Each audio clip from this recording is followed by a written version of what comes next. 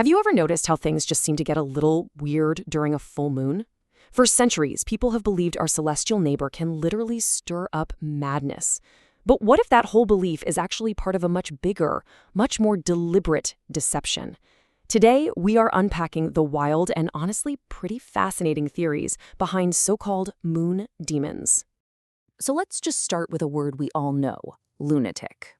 Its origin is right there in the name, lunicus, which literally means of the moon or moonstruck. And that's no accident. That word is basically a linguistic fossil of a very old and incredibly persistent idea. And believe me, this idea is far from ancient history. It's a living, breathing belief. You hear anecdotes just like this one all the time from police officers, ER nurses, psych ward staff, people on the front lines who will swear to you that when that moon is full, something just shifts. The real question is, what is it? So where did this powerful connection between madness and the moon even come from? I mean, to really get a grip on the theories of today, we have to take a look at the beliefs of yesterday. For hundreds of years, this wasn't just folklore. The moon's influence was treated as a hard scientific fact.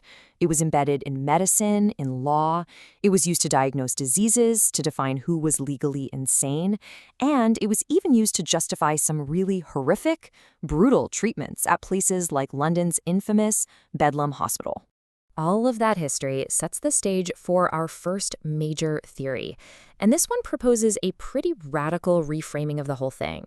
It asks us to seriously consider that maybe, just maybe, the moon isn't the real culprit. Maybe it's just some clever camouflage. And that brings us to the supernatural explanation. See, some sources suggest that by blaming the moon for all this chaos, we're looking at the wrong bad guy entirely. And we're playing right into a demonic strategy. This quote from the theologian Blessed Theophylact really lays out the core idea. He argued that demons are the true cause of the madness, but they strategically time their attacks to line up with the full moon. And why would they do that? To create a scapegoat. So the crucial point here is this. It's a brilliant strategy of cosmic misdirection. It's a con. By making us blame the moon, these entities turn us against creation itself. They get us to call a part of the natural world evil, all while they operate completely in the shadows. Okay, but this idea of the moon being a tool, right, a piece of machinery in some cosmic game, well, that opens the door to an even bigger, way more complex conspiracy theory, one that suggests this whole deception is part of a much, much larger system of control. So you might want to brace yourself for this next part, because we are now diving deep into what some researchers, like David Icke, call the Saturn-Moon matrix. And this is a theory that challenges the very nature of our reality. The theory goes that what we see up in the sky, it's not a natural celestial body at all. No, instead, it's an artificial satellite.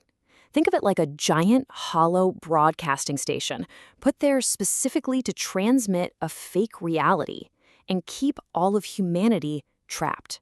So here's how the alleged system works. The theory is that Saturn acts as this master control, sending out a specific frequency. Our moon picks up that signal and acts as a giant amplifier, beaming it down to Earth. That signal then hacks our perception, locking us into a simulation. And the ultimate goal of all this cosmic machinery? To farm us, to harvest our emotional energy. So we're left with this really stark contrast. On one side, you have the scientific view of the moon as a natural satellite that governs the tides, and on the other, you have this theory of the moon as a key piece of a cosmic prison, designed to control us and literally feed on our emotions.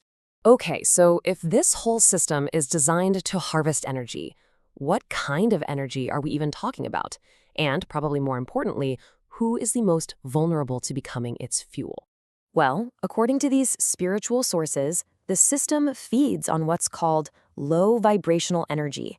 And this isn't just some metaphor for being negative, it's considered the literal energetic form of suffering. We're talking about the energy of fear, hatred, resentment, and misery. And this theory is very explicit. The entire point of this broadcasted reality, this matrix, is to get us to generate this specific kind of energy. All the constant chaos, the fear, the division we see everywhere, it's all supposedly designed to make us produce this food for the alleged controllers. And this right here brings us directly to the moon demons.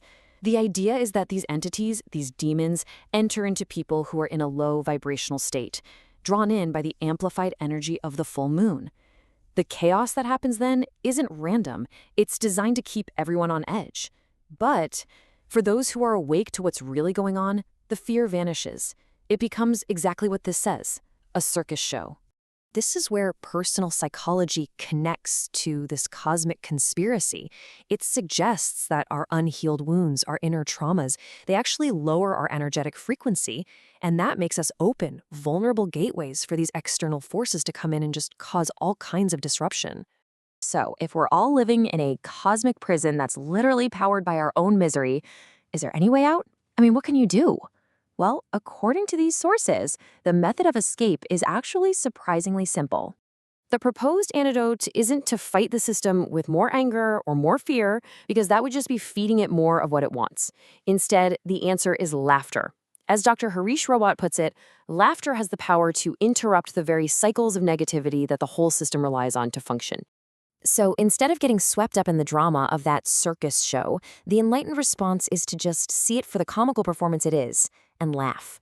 This simple act of amusement, of refusing to be put on edge, is said to raise your vibrational frequency. You stop producing the low vibrational food, and you effectively starve the system and break its hold over you.